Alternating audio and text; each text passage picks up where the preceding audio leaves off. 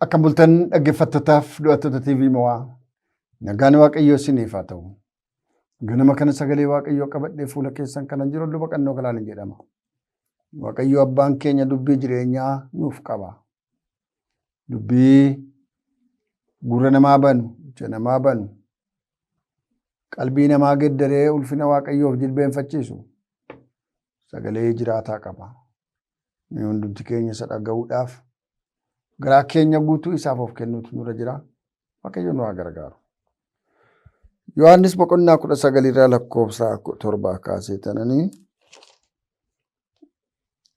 hanga 25 dubbisa.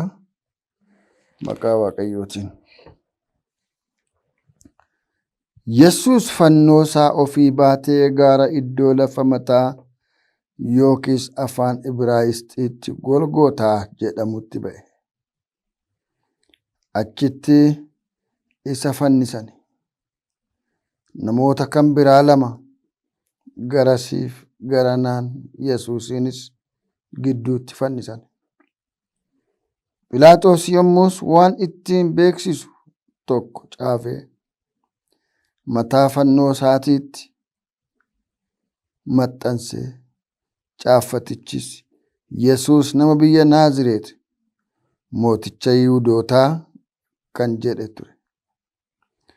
Iddoon itti Yesuus fannifame mandarichatti dhiyoo waan tureef caaffata beeksisa sana Yihuudoota keessaa baay'eetu dubbisee inni afaan Ibraayisxiitti, afaan warra Roomaatti, afaan warra Giriikittis caafamee ture.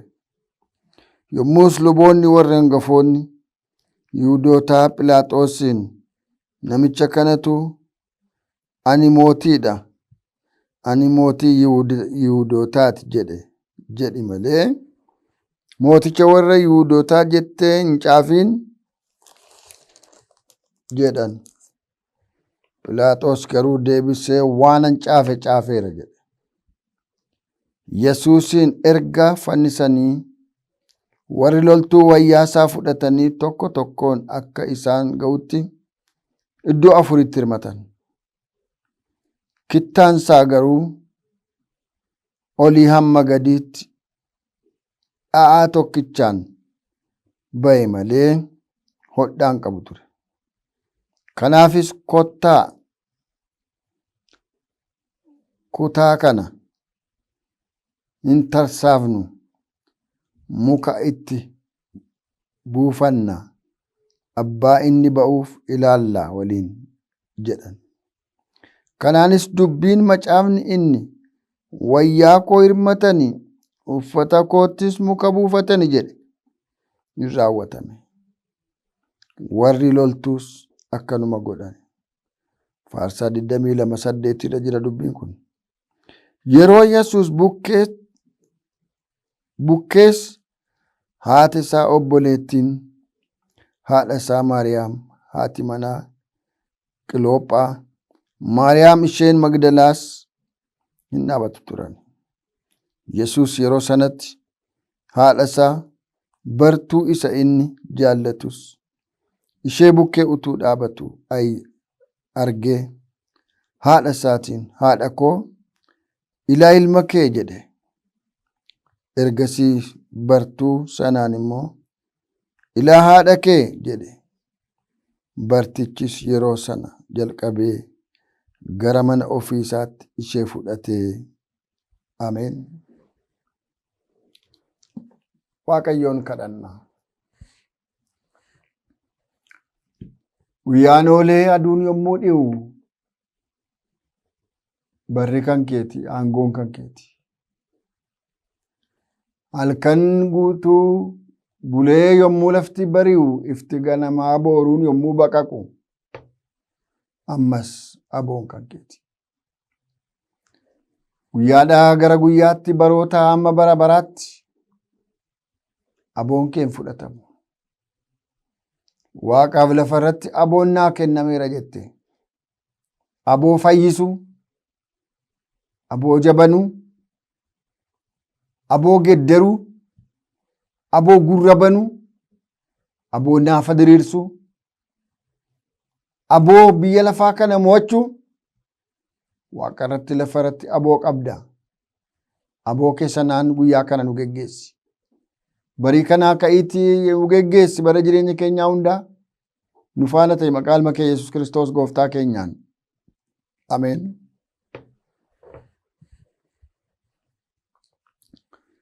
Kutaa kana yommuu ilaallu kutaa baay'ee keessatti kan arginaa Maatewos 27tti torbarraa lakkoofsa 32-44 akkanumallee Maarqos 15:21-32tti Luqaas 23:26-43 yoo dubbifanne seenaa wal fakkaataa seenaa tokkicha argina. Kutaa kana keessaa kan nuti ilaallu inni guddaan Yesuusin fannisanidha. Phaawuleen immoo yommuu dubbatu nuyi isa fannifame Yesuus Kiristoosin labsina jedha. Dubbiin fannoo isaa warra badanitti gowwummaadha. Nuyi warra fayyinuuf garuu humna Waaqayyooti jedha. Humna Waaqayyoo isa du'a cabsu. Humna Waaqayyoo isa aangoo seexanaa cabsu. Humna Waaqayyoo isa aangoo cubbuu cabsu. Humna Waaqayyoo isa du'a mo'u. Humna Waaqayyoo isa dukkana ifatti jijjiiru. Humna Waaqayyoo isa duwwaa guutuu gochuu danda'u. Dubbiin fannoo isaa baay'ee guddaadha. Waa'ee jara lamaan bitaa mirgatti fannifamanii waa'ee isaanii baay'ee odeessuun hin barbaachisu. Wanjalanyoota isaaniif ta'aayyuuti akka hojii isaaniitti fannifaman. Inni kun garuu wanjalanyaa yookiis nama yakkamaa ta'e kan inni fannoo irratti rarra'e sababii koof sababii keeti. Gooftaa koo Yesuusin baay'ee dhiphisanii gindillaa jiidhasaa kophaa baachisanii anafsi fanafsi fanafsi fanafsi anafsi fanafsi fanafsi fanafsi. Hallelujah.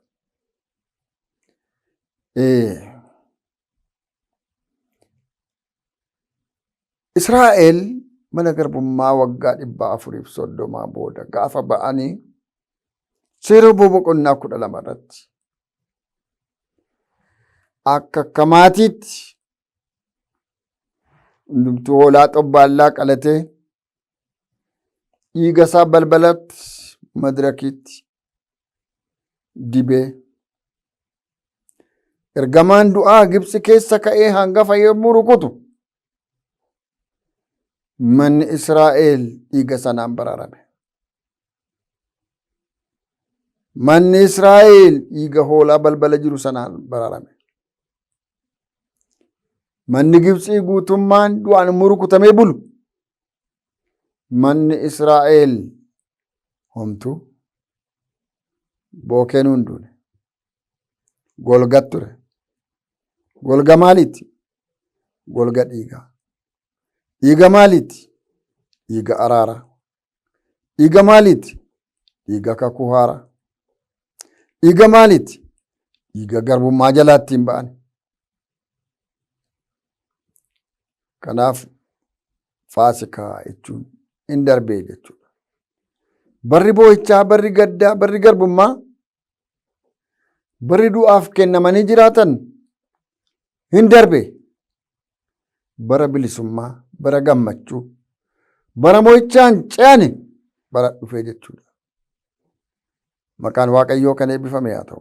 Seera Ba'uu boqonnaa 12 yoo dubbistan kan argattu. Iddoo kanattis gooftaan keenya wanti inni fannifameef yoo jiraate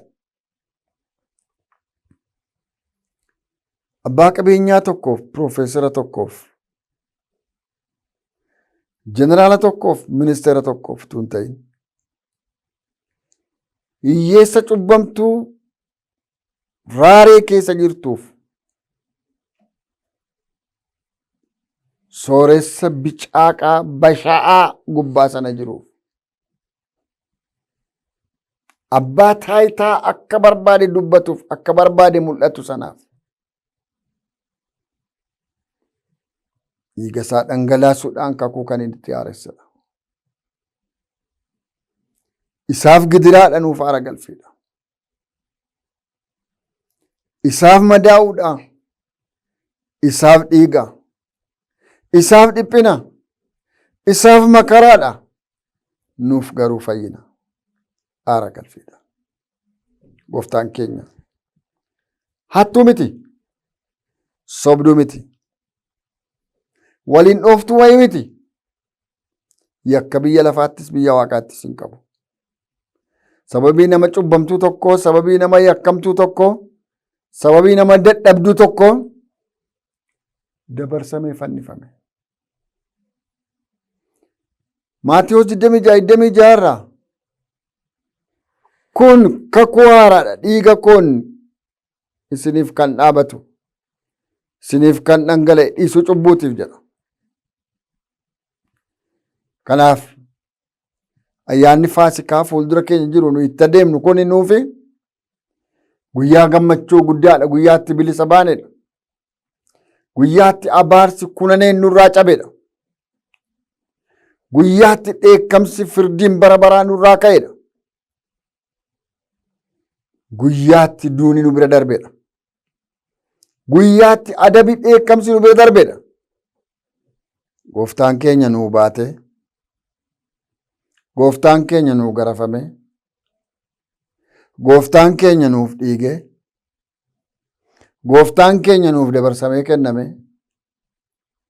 Gooftaan keenya nuuf jedhee harka namaatiin qabame. Gooftaan keenya akka jabbiitti birrii 30 nuuf gurgurame. Ilaalcha ija isaarraa namoonni namne dubbii afaan isaatii ba'urraa namoonni hafuu hin dandeenye nu akka fayyinuuf jecha harka isaaniitti dabarsamee kenname, itti gaa'isamee, ittis qoosamee du'a fannoo baate.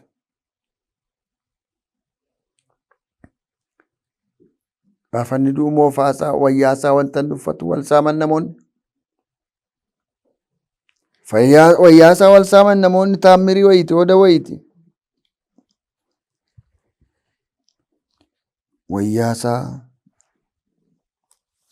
muka buufatan Faarsaa 22:18 yoo dubbistan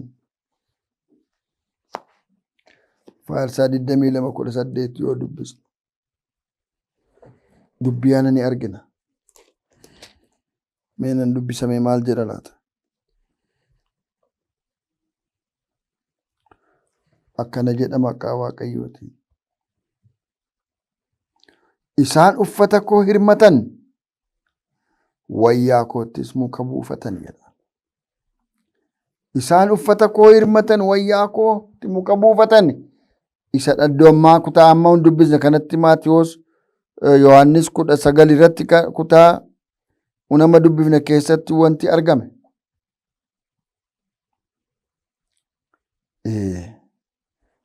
Gooftaan keenya fayyisaan keenya Yesuus Kiristoos maaf reebame? Maaf madaa'e? Maaf dhiige? Maaf mukatti rarra'e? Maaf itti ga'isanii? Maaf akka nama mirga hin qabne akka afaan hin qabne dubbachuu dadhabe? Maaf calluma jedhee xoofoo dhadhaa sana dhuge? Anaaf siif gammadi Waaqayyotti, gammadi ganama kana, galateeffadhu guyyaa kana, ulfina kenni Waaqayyoof, hooqubaa dhiyeessi Waaqa jiraataadhaaf. Because waa'ee keetiif fannifameera, ati bilisa. Gidiraa kamittiyyuu ati bilisa. Fannoon ati ulfina isaaf jettee baattu immoo salphaadha. Waaqayyo nu haa gargaaru. Haa kadhannu. Gooftaan koo Yesuusiin baay'ee dhiphisanii gindillaa jiidhasaa kophaa baachisanii anabsiif anabsiif anabsiif anabsiif anabsiif anabsiif anabsiif anabsiif. Hallelujah. Nuti bilisa. Isan nuu dhiphata. Isan nuu gadda. Isan nuu baata. Isatu nuu mo'e. Isatu nuu lole.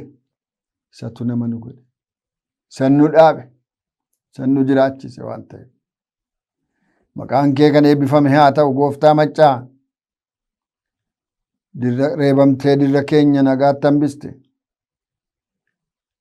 Madooftee dirra keenya qaama keenya madaatti hambifte. Dhiphattee dhiphina nurraa fuute. Dhiiga buuftee imimmaan buuftee nuun nu kolfisiifte. Boolla lixxee dhagaa baattee owwaalamtee nuun owwaalaa kaafte.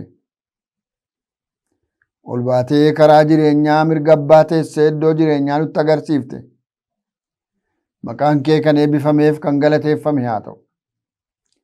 Dhoksaan kun nu galuu didee biyya lafaa kana laallee utuu raafamnuu utuu jeeqamnuu utuu goolamnuu nutti hin dhiin. Barri nutti hin dhumiin gooftaa ko. Nu gargaari. Hafuura hubannaa nuu kenni. Hafuura qalbii nuu kenni. Tu biyyi lafaa kun waan illee wal saamtu. Gooftaan keenya ol ba'ee dhaqee mirga abbaa akka dhaale. Nus biyya lafaa wal nyaattu kana gidduudhaa baanee gaaf tokko dhannee aara akka galfannuuf ilmi Waaqayyoo hojii isaa isa qulqulluu sanaan bilisa nu baaseera oo galanni siif haa ta'u ulfinni siif haa ta'u araara keef jaalala kee nuu baay'isi. Bolottan biyya lafaa kana irratti gidiraa baay'ee dhugani. Ammeeffamanii, tuffatamanii, jibbamanii, dhaqna madaa, sammuu madaa, garaa madaa isaan hiiki. Isaan fayyisi. Nama kan hin qabne, fira kan hin qabne qobaatti kan hafan isaan ilaali gooftaa. Maqaa ilma kee Yesuus Kiristoos du'a mo'ee ka'e sanaan. Ameen. Garaa keessan gara Waaqayyootti ol fudhaa eebba fudhadhaa. Waaqayyo sinaa eebbisuu sinaa eegu. Waaqayyo fuula isaa siniif ibsuu sinitti araaramu. Waaqayyo fuula isaa gara keessanitti haa deebisu nagaa isaas guutummaatti siniif haa kennu. Maqaa Waaqayyo Abbaatti kan Ilmaatti kan Hafuura Qulqulluutti Waaqayyoon keenya tokko. Ameen. As istuudiyoo kana keessa na waliin kan jiru ogeessa kaameraa Abdii Shibbiruu Waaqayyo isaa eebbisu jechaa yommuun xumuru ilmi Waaqayyoo siif fannifame ati bilisa.